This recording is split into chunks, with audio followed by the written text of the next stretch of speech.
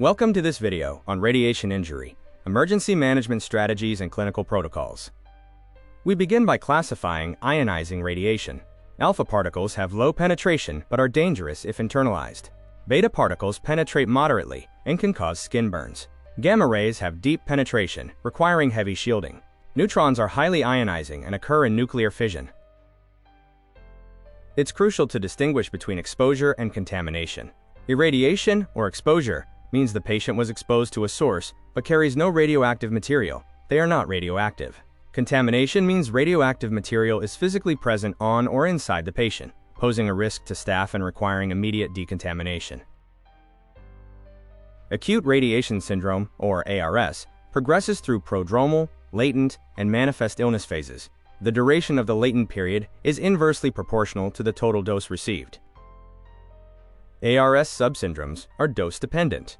Hematopoietic syndrome occurs at 2 to 6 Gray, GY, leading to pancytopenia.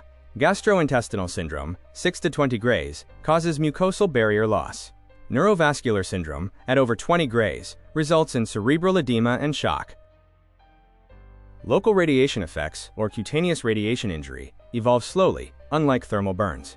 Damage can include erythema, epilation, blistering or desquamation, and chronic necrosis. In the emergency department, follow ABCs first. Standard PPE is effective for most external contaminants. Use a Geiger-Müller counter to survey for and isolate the patient in a controlled access area. Decontamination protocols start with removing clothing, which eliminates up to 90% of contamination. Wash with lukewarm water and mild soap, avoiding vigorous scrubbing. Treat and cover wounds, check orifices, and resurvey until contamination is reduced to near background levels. The absolute lymphocyte count within 48 hours is a key prognostic indicator. A count greater than 1,200 per cubic millimeter suggests a good prognosis, while a count less than 300 per cubic millimeter indicates critical, poor prognosis. Specific antidotes include potassium iodide to block radioactive iodine, Prussian blue for cesium and thallium, and DTPA for plutonium and americium. Cytokines can be used to stimulate white blood cell production in hematopoietic ARS. Remember the 3 cardinal principles of radiation safety: minimize time spent in the radiation field, maximize distance from the source, and utilize shielding to absorb radiation.